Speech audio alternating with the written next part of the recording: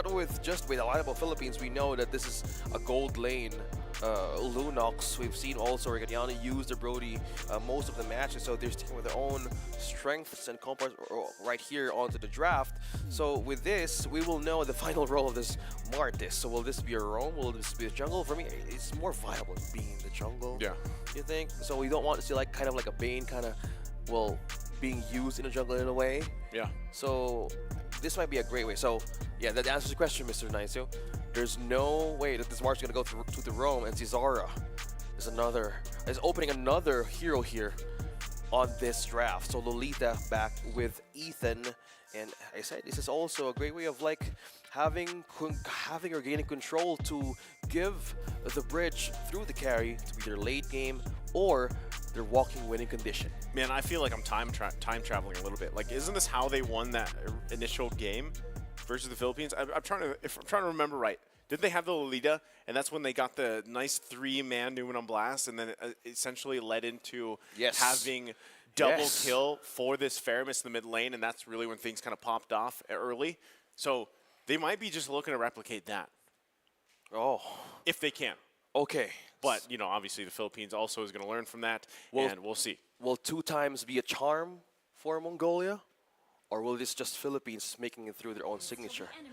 Ladies and gentlemen, it's match point for Philippines in this game number 3.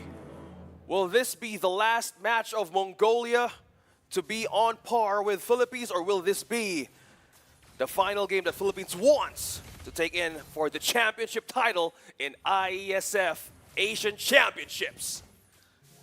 They're going to have to take us to a game 5. It's only proper, right? But right now, as we take a look at the emblems just real quick, nothing too crazy out of the ordinary or anything like that. Like I said, a lot of this might be on Forbid to actually provide a lot of the damage. He is running the Impure Rage. He's got some tenacity too. Look at the aggression though already actually early on here. Early visit from Aizen as well as Forbid and Ethan. Archangel. Trying to eye on Archangel right in the mid in a way that Aizen is trying to divert attention to the Philippines, trying to get with the slowdown process early game. They know how they want to give the window for Bebex here. Okay. Well, going back to it, right, the thing about this, too, is I like there's a little bit of change here, even with the Fredrin parked in the jungle for Saysun. He is running with the Quantum Charge. We've even seen this in terms of having the Concussive Blast, right? But this time, they feel like their bases are covered for the most part, too, right? You also have Unigo here having that Concussive Blast on the Grok. And so far from what we've seen, at least through, you know, up to this point in day number 4, is a lot of success with Grok in the roam position here. So still, both teams kind of just poking at each other, trying to lead into that, always that first objective is a turtle, right? If they can get that numbers advantage, great. But one of the big things is Ethan needs to hit that level 4 and hopefully, like we said, replicate that setup that he's going for, because we know that Philippines is going to try and get this one if they can, right? You can already see them transitioning down. Ethan's going to get spotted out, though, so that's not going to happen this time. Wall right in with the Philippines. Now, who's going to get the first object onto this game? Cannon has eyes on Cesaro. Who is going to get the first hit, but now Retribution will be used. Saison secures the first objective. Now it's fight all over. Numen on Blast. Flicker. Would not connect. Archangel secures another kill. Sara falls down. Another off-cam kill. Recadiano falls down as well. 1-1. Now fight continues to break. Unigo as well. Aizen secures the kill. Now Cannon and Saison going for the reinforcement. Archangel falls. Forbid. Appraiser's Rod will connect damage onto Ethan. Now Forbid is going to go away and try to resist the damage, but one member left behind Aizen. Saison versus Cannon. Oh, he missed. He missed. Still on a safe passage back, giving a thumbs up for Saison and Cannon. That would have been great, right? Aizen able to survive that. He should have gone down, honestly, there, but still survived, so great job there for him. But still, you know, 2-3, a lot of action there in the last minute. Still relatively even across the board economy-wise. So, but yeah, turtle win in the hands of the Philippines, right? Mongolia, though, just hold it together. Solo kill, though, for Bebex is huge on this carry, able to take that in throughout the game. And it might also just make Recatiano hesitate a little bit more. Also picking up the corrosive Scythe this early on is already, like I said, a great start to Bebex as they continue to put pressure in the mid lane. That's the shield being deflected against Philippines. Now Numen and Blast, will it connect? No, it won't. Resource has been used. Ethan trying to get a handful of members out of the Philippines. Meanwhile, up top, Saison as well eyeing on Bebex, but he felt something out of the bush was moving from there. Yeah, he got the information he needed, right? So we're now to the point, 30 seconds away for that next turtle. They gotta get in position. ZX Aura this time too, you know, the fact that he died early on wants to be in a better position himself, which is going to have to rely on his team. You can even see still pressure on Bebex. They don't want him to get out of control. Like I said, he had that early kill. And so at this point, Bebex's job is just to farm up. Hold on. Okay, now being Flicker. caught up in 3. Flicker forced out of Unigo, half HP, able to regen. Second turtle is up. Eyes Turtle in, up. eyes on position, eyes on placement. What is the border control here? Cannon trying to hold on to Ethan, not getting into vision. Who's gonna be taken down in Philippines? Meanwhile, Cesara would have eyes on this turtle. Who's gonna get this? Oh, retribution right away. Cesara secures the turtle. Now Aizen has eyes on Unigo with a block with a wall. Saison secure down, and Unigo with exchange 1-to-1. Aizen off-cam kill once again. Bebex down up top. Now Aizen brilliance out for Archangel. Saison trying to get in with the reinforcement. Ethan doesn't have the ultimate to counter this, but look at that damage pulling through, being pulled down by the Shadow. Stampede of Forbid. Now one more member here trying to hold on. Look at the sustain coming in from Aizen. Appraiser's Wrath won't be enough. Still exchanging all with the skills and pokes right there. Nice. Tough to deal with, right? The idea was correct there. Cannon, though, still doing quite a bit on this Lapu Lapu pick, right? But what they're having a hard time doing is getting through Aizen, and that's exactly why, you know, Uranus can shine here in certain aspects of the game. Now, as it goes on, obviously you're going to be able to build against that, some of that sustain and everything else, have more of the damage available to you. Again, even in the top side, it was great that a solo kill happened. Now they're still going here. Inigo with the attempt of backline entry, spotted down by Mongolia, used the conceal to even retreat back. Okay. Like I was saying, great that Recutiano was able to get the kill up on top against Bebex. So they've kind of evened things out a little bit, right? Also, Brilliance being popped here to survive. Look at this. This was the off-cam kill. A nice solo kill there, right? Torn apart memory to clean it up. Take some damage himself, but ultimately going to be just fine. How can they transition here? Speaking of transitioning, mid lane would be the target here of Mongolia. Look at that, spreading out the damage from the ultimate of Recutiano, holding on to the seconds as the second turtle might show up here. Still holding through even the lane. No turret being taken out of the Philippines. One from Mongolia up top. Aizen trying to get away of zoning up members of Philippines. Just how he has been doing for the past games with his Uranus.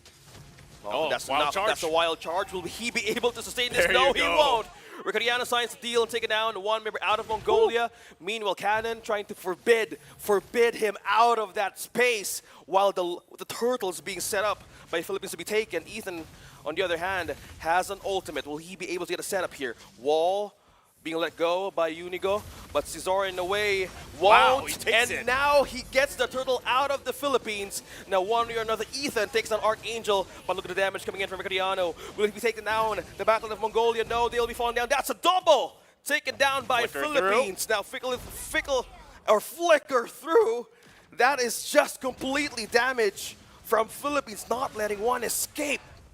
Triple kill for Recutiano. This is scary now, right? 5-1 at that 7-minute mark. Gold still relatively okay for the most part, but waiting to get to that switch here. Aizen now. Gonna get crashed down on. 3 members should be able to get away just fine, but they had an idea. They had him in his sights, but he is okay. Hold on, they might still go for this. They find the stun with a wild charge. He goes through the wall. Torn apart memory was already committed, but still could be ZXR in trouble. Now he goes through, trying to grab something. Can't do it, though. Still, his team wants to back him up. Appraiser's Wrath going to fall down, too. Bebex might be in trouble. Trying to get away. One bolt comes through. Archangel finds it. 4 members. And they still hold on. Completely present Ethan as well as Aizen as well as Forbid. Can they hold this mid lane turret? Just sustaining a wall being served up. Taunt right into Saison. Archangel looking for an eye to burst down one. Still an even. Going to escape this one, splitting up the defense up top and mid. Okay, as we find ourselves almost at 8:30, right? It's almost there. It's almost the Best switch time of the day. And you can see already that gold lead starting to build, right? This is usually the time it's 2-3K ahead maybe, and they're looking to put pressure on the map, get the space they need. And they're doing it here again in the mid. Ethan going to be in trouble. Colt Ultra going to be committed, forcing Forbid back. Ethan falls. Bebe X just has to no, watch. Sora. Sora, we've seen him try to even infiltrate or ambush Brody from behind. And it wasn't even, there was some sort of hesitation coming through right now of Mongolia. There was a perfect way of catching with the Mortal Coil and the Ashura Aura. But that was 1 millisecond missed for a great comeback ambush. Now this is the prime option here, prime time to take this Lord first one in the game. This is exactly what Philippines like to do. It doesn't look like Mongolia wants to really contest this unless ZX Aura can make something happen like before. First one to go, it's Aizen. Ricadiano goes to kill. That's a godlike onto this marksman from Philippines. Now, who is going to get this Lord? Will it be Mongolia? Will it be Philippines? Yes, it's Saison secures the way of getting that objective. Now, another pin down. Ethan might not escape this one, but Archangel making it a double right away for Philippines. And now that's an objective, and that's 3 members down out from Mongolia. There we have it, 10 minutes in. Gold lead up to 5K. Lord going to be marching down the top side. Tough for Mongolia. They have to be able to defend this. Their defense isn't amazing in terms of composition. They're going to have to really hold on here as their tier 2s are taken down, left with the base wild charge. And now connecting onto 2. Bebex now escapes the possible wrath of escape. Now Sora in the other way. 4 members. Oh, you're right, nice. How will they defend this? How will they force everything out? Whew. Oh, almost HP gone out of Aizen. Now Lord pushing through up top. Makes its way there. This is defense once again. ZX Sora has to be careful. He's half health here. Ethan goes through, trying to block much of the damage and does it successfully.